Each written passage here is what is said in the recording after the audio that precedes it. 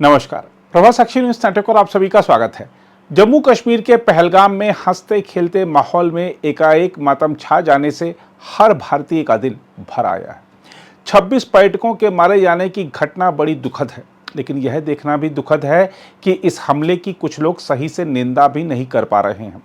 जिस घटना में लोगों का धर्म पूछ पूछ कर मारा गया हो उसे आतंकवादी घटना कहा जा रहा है, जबकि यह सीधा सीधा जिहाद का मामला लगता है, क्योंकि पर्यटकों का धर्म पूछकर उन्हें गोली मारी गई। यही नहीं, हर मोर्चे पर विफल संयुक्त राष्ट्र को देखिए, उसके महासचिव एंटोनियो गुतरेस ने पहलगाम के घटनाक्रम को सशस्त्र हमला बताते हुए इसकी कड़ी निंदा की है।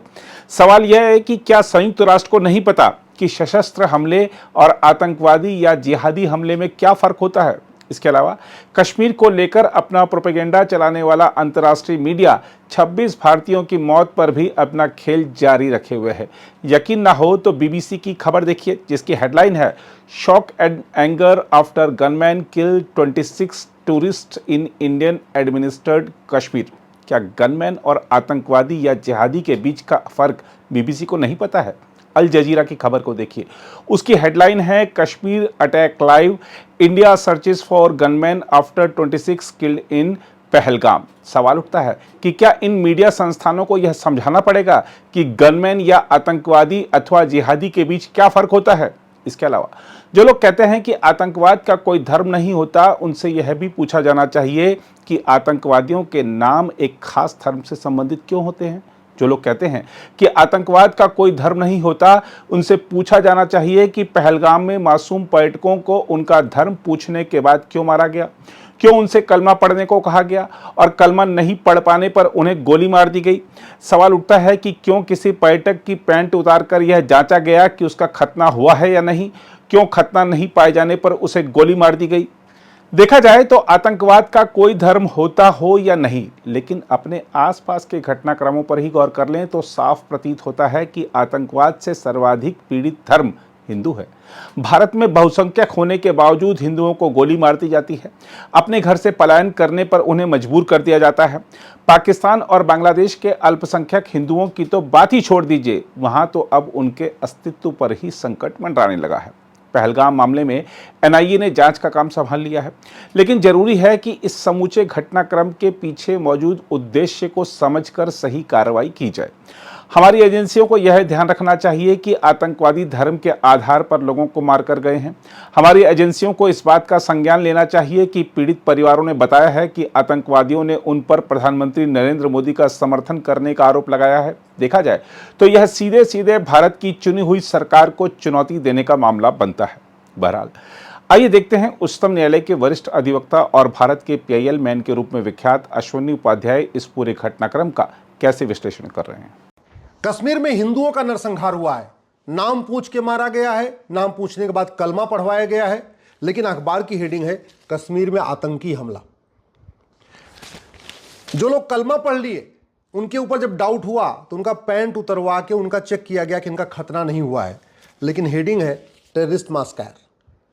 किस तरीके से भारत की मीडिया जिहाद को, हिंदुओं के हमले को आतंकवादी हमला कह के किस तरीके से डिफेंड करती है, आप इसको देख लीजिए।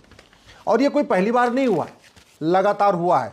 अनंतनाग में 36 हिंदुओं की हत्या हुई थी, नुनवाल में 32 हिंदुओं की हत्या हुई थी, शेषनाग में 13 हिंदुओं की हत्या हुई थी, विधानमंडल के एरिया में 36 हिंदुओं की हत्या हुई, चंदनवारी में 11 हिंदुओं की हत्या हुई, हाईवे के किनारे 19 हिंदुओं को मारा, पुलवामा में 24 की हत्या हुई, फिर पुलवामा में 13 की हत्या हुई, फिर पुलवामा में 40 हमारे सैनिकों का बलिदान हुआ।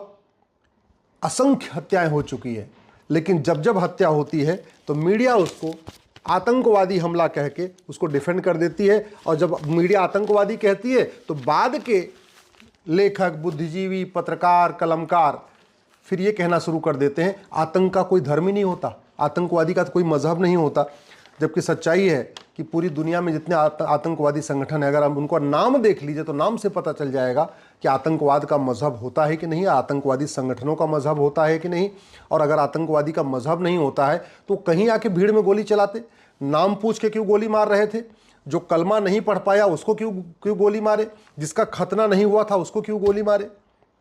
दूसरी बात, ये सब कुछ हो गया है इसके लिए कुछ लोग कह रहे हैं सुप्रीम कोर्ट जिम्मेदार है। मतलब पूरी दुनिया में आतंकवादी घटनाएं हो रही हैं और हमारे कुछ बुद्धिजीवी कह रहे हैं सुप्रीम कोर्ट जिम्मेदार है, सुप्रीम कोर्ट ने अगर इलेक्शन नहीं कराया होता तो ये हत्या नहीं होती है। अरे 1990 में जो नरसंहार हुआ था कश्मीर में हिंदुओं का, उसके लिए सुप्रीम कोर्ट जिम्मेदार है क्या? जो मुर्शिदाबाद में हो रहा है, या जब बांग्लादेश में हो रहा है, जो सीरिया में हो रहा है, जो ईरान में हो रहा है, जो इराक में हो रहा है, जो हर जगह काफिरों को मारा जा रहा है, उसके लिए सुप्रीम कोर्ट जिम्मेदार है। सही बात कहने से डरते हैं। आतंकवाद इस जिहादी सोच के मूल कारण की बात करने से डरते हैं।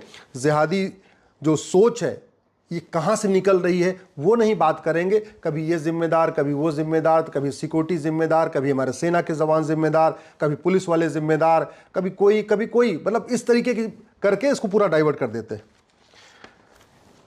दुर्भाग्य ये भी है कि इतने एक के बाद एक आतंकवादी हमले होते रहते हैं। आतंकवादी नहीं, जिहादी हमले होते रहते हैं। इसके बावजूद हमारे नेता, अभिनेता, लेखक, बुद्धिजीवी, पत्रकार, कलमकार क्या कहते हैं कि सभी मजहब एक समान होते हैं। हमारे इवन जज भी कहते हैं कि सारी मजहबी किताबों में एक ही बात लिखी हुई है। हमारे सांसद, विधायक, मंत्री, जज जो संविधान की शपथ लेते हैं वो क्या कहते हैं कि गुरुकुल और मदरसा एक समान होता है।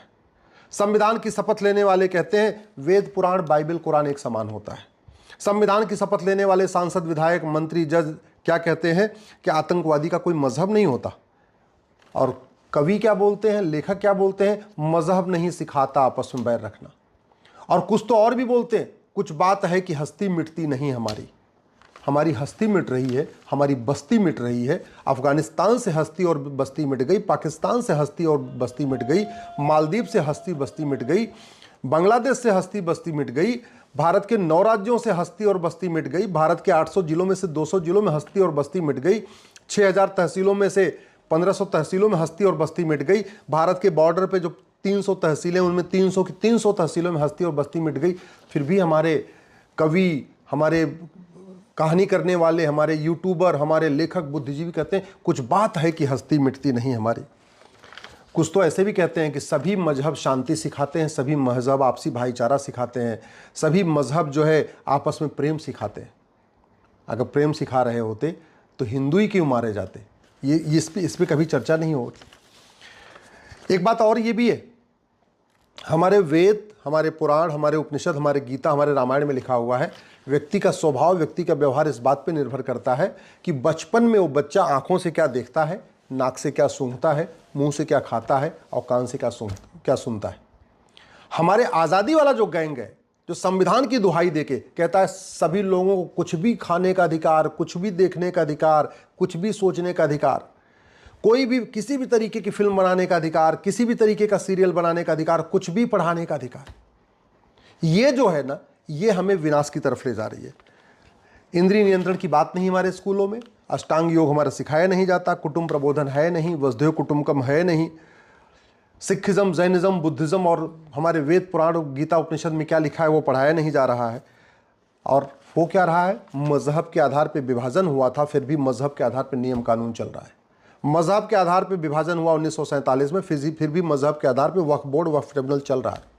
मजहब के आधार पर विभाजन हुआ था, इसके बावजूद मजहब के आधार पर minority commission, minority fair ministry चल रही है।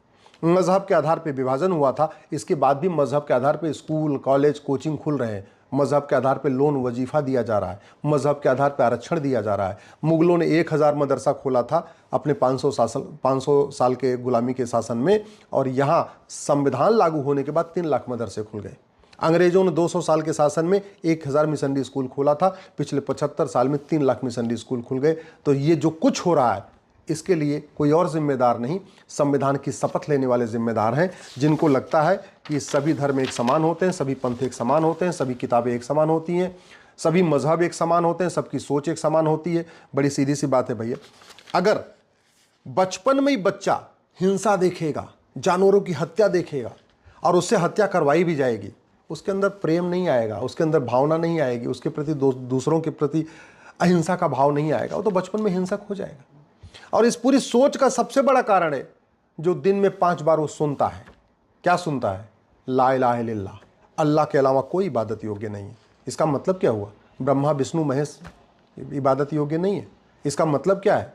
भगवान राम, भगवान कृष्ण, हनुमान, गणेश, दुर्गा, लक्ष्मी, सरस्वती, बालाजी कोई भी पूजा के योग्य नहीं है। हमारे 24 तीर्थंकर पूजनीय नहीं है, हमारे 10 सिख गुरु पूजनीय नहीं है, भगवान बुद्ध पूजनीय नहीं है। ये जो सिखाई जाती है उस पर कोई चर्चा नहीं हो रही है। जिहाद का मूल कारण क्या है, आतंकवाद का मूल कारण क्या है, इस पर सोच ही नहीं जा रही। और वैसे भी आप जरा ये बताइए, ये जो आतंकवादी हमला किए हैं 500 साल पहले इनके पूर्वज क्या रहे होंगे? हिंदू। क्योंकि भारत, पाकिस्तान, बांग्लादेश, अफगानिस्तान, मालदीव, ये जितने भी यहाँ पे आज इस्लामिक देश हैं, 1400 साल पहले क्या थे लोग? 2000 साल पहले वहाँ क्या थे? या तो सूर्य की पूजा करते थे, या तो पेड़ों की पूजा करते थे, या नदियों की पूजा करते थे, मूर्तियों की पूजा करते थे, दुर्गा लक्ष्मी सरस्वती की पूजा करते थे, रामकृष्ण की पूजा करते थे। पूरे के पूरे एशिया में भगवान राम का राज था, पूरे के पूरे एशिया में युधिष्ठिर का राज था, पूरे के पूरे आधे एशिया में चंद्रगुप्त का राज था, आधे एशिया में लगभग अशोक का राज था। तो आज की डेट में जो 57 इस्लामिक कंट्री हैं, वहाँ पहले क्या होता था? चाहे अरब हो, चाहे दुबई हो, चाहे कुवैत हो, चाहे बहरीन हो, चाहे अबू धाबी हो, वो तो छोड़िए, चाहे अफगानिस्तान, पाकिस्तान, बांग्लादेश में तो 15वीं शताब्दी में भी इस्लाम नहीं था। 15वीं शताब्दी में जब बाबर आया तब यहाँ कन्वर्जन शुरू हुआ, और जो कन्वर्ट हुए आज वो सबसे बड़े दुश्मन हो गए। जो कन्वर्टेड हिंदू हैं आज वही पैंट उतार के चेक कर रहे हैं खतना हुआ कि नहीं हुआ, गोली मार रहे हैं। जो कन्वर्टेड हिंदू हैं आज वही जिहाद कर रहे हैं। हिंदुओं की सबसे ज़्यादा हत्या कौन कर रहा है? कन्वर्टेड हिंदू कर रहे हैं। हिंदू की आज की डेट में जो हत्या हो रही है वो अरब, दुबई, कुवैत, बहरीन से कोई नहीं आ रहा हत्या करने, कन्वर्टेड हिंदू मार रहे हैं। सच्चाई तो ये है कि अरब, दुबई, कुवैत, बहरीन में जो हैं हिंदू वो यहाँ से ज़्यादा सुरक्षित है। तो हम समाधान की बात नहीं कर रहे हैं। हम आज तक इतने साल हो गया मज़हब के आधार पर विभाजन हुआ था, कायदे से न मज़हब, सरदार पटेल ने कहा था अब मज़हब के आधार पे कुछ नहीं चलेगा। हमने मज़हब के आधार पे बोर्ड बना दिया, मज़हब के आधार पे ट्रिब्यूनल बना दिया, मज़हब के आधार पर आयोग बना दिया, मज़हब के आधार पर मंत्रालय बना दिया। और मज़हब के आधार पे बना भी दिया तो माइनॉरिटी को उन्हें डिफाइन ही नहीं किया। अरे 1 लाख वाला माइनॉरिटी होगा टोटल, या जिसकी पूरे देश में आबादी 10 लाख है वो माइनॉरिटी होगा, या पूरे देश में जिसकी आबादी 50 लाख है वो माइनॉरिटी होगा, या पूरे देश में जिसकी आबादी 1 करोड़ है वो माइनॉरिटी होगा। माइनॉरिटी कौन होगा कहीं नहीं लिखा। और माइनॉरिटी कमीशन, माइनॉरिटी फेडमिनिस्ट्री, करोड़ों का केंद्र का बजट, करोड़ों का राज्य का बजट, माइनॉरिटी के नाम पे वजीफा, माइनॉरिटी के नाम पे लोन, माइनॉरिटी के नाम पे कोचिंग, माइनॉरिटी के नाम पे सब दुनिया भर की चीज़ें। माइनॉरिटी कौन है कहीं पता ही नहीं है। भारत को बचाना चाहते हैं, सबसे पहले इस माइनॉरिटी मेजॉरिटी के खेल को बंद करिए। भारत को बचाना चाहते तो हेट स्पीच को डिफाइन करिए। भारत में हेट स्पीच को डिफाइन करिए, और जितनी भी मजहबी किताबें हैं एक बाकायदा कमीशन बना के सभी किताबों की समीक्षा करिए। जिन जिन मजहबी किताबों में नफ़रत सिखाई जा रही है उन किताबों के कम से कम उतने पार्ट को बैन करिए। चीन ने किया है, चीन ने हेट स्पीच को डिफाइन किया, और जितनी मजहबी किताबें थी सबकी समीक्षा करवाया, और जहाँ जहाँ गड़बड़ी थी, जिन जिन पन्नों पे गड़बड़ी थी वो पन्ने निकलवा दिए। भारत में क्यों नहीं हो सकता? किसने रोका हुआ है? अगर आपको लगता है लोकतंत्र दिक्कत कर रहा है तो भैया 1 साल 2 साल के लिए आपातकाल लगा दीजिए। 75 में आपातकाल लगा था ना, लगाइए आपातकाल। 1 साल के लिए लगाइए, 2 साल के लिए लगाइए। एक बार जुताई, गुड़ाई, निराई, खरपतवार की सफाई करिए। अगर आपको लगता है लोकतंत्र के रहते हुए जुताई, गुड़ाई, निराई, खरपतवार की सफाई नहीं हो सकती, लगाइए इमरजेंसी लगा के सफाई करिए। लेकिन भारत को बचाना तो पड़ेगा ना। तिल तिल के ख़त्म होने से थोड़ा थोड़ा रोज़ ख़त्म हो, घुट घुट के ख़त्म हो, लब जिहाद के ज़रिए ख़त्म हो, लैंड जिहाद के ज़रिए ख़त्म हो, घुसपैठियों के कारण हमारी डेमोग्राफी बदले, धर्मांतरण के कारण हिंदू ख़त्म हो, जनसंख्या विस्फोट के कारण डेमोग्राफी बदले। इससे अच्छा एक बार आपातकाल लगा के 1-2 साल के अंदर सबकी सफाई करके और सारे नियम कानून ठीक कर दीजिए, वो ज़्यादा अच्छा है। ये राइट टू, अगर भारत को बचाना है तो राइट टू एजुकेशन को बदल के राइट टू इक्वल एजुकेशन करिए, समान शिक्षा लागू करिए।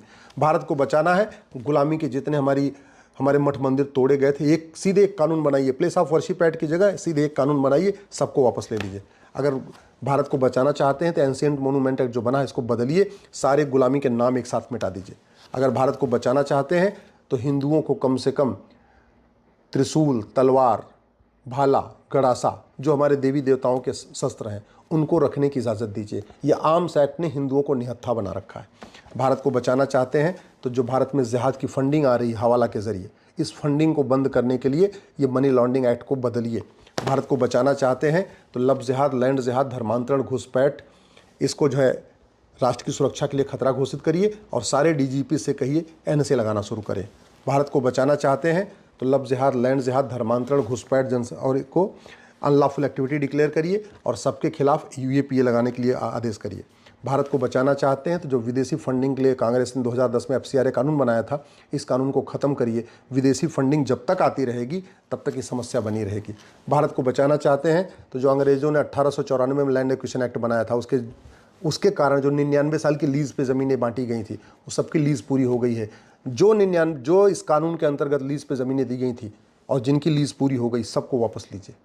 जो ज़मीनें पड़ी हुई हैं ना, उसके दम पे वो कमा रहे हैं, लूट रहे हैं, और जो पैसा आ रहा है उससे वो आतंकवाद को, जिहाद को फैला रहे हैं। भारत को बचाना चाहते हैं तो ये जो रिप्रेजेंटेशन ऑफ पीपल एक्ट 1950-51, इसको बदलिए, एक नई भारतीय चुनाव संहिता लागू करिए, और जो भारत की संस्कृति और भारत गद्दारों की, जासूसों की मदद करे, उसके चुनाव लड़ने, पार्टी बनाने, पार्टी पदाधिकारी बनने पर आजीवन प्रतिबंध लगाइए। भारत को बचाना चाहते हैं, ये भारतीय साक्ष्य संहिता में संशोधन करिए, नार्को पॉलीग्राफ ब्रेन मैपिंग कानून बनाइए। भारत को बचाना चाहते हैं तो भारतीय न्याय संहिता में एक नया चैप्टर जोड़िए, ऑफेंस रिलेटेड टू टेररिज्म, और ये सुनिश्चित करिए कि चाहे वो डिस्ट्रिक्ट कोर्ट हो, चाहे हाई कोर्ट हो, चाहे सुप्रीम कोर्ट हो, आतंकवादियों का मुकदमा 1 साल के अंदर खत्म होगा।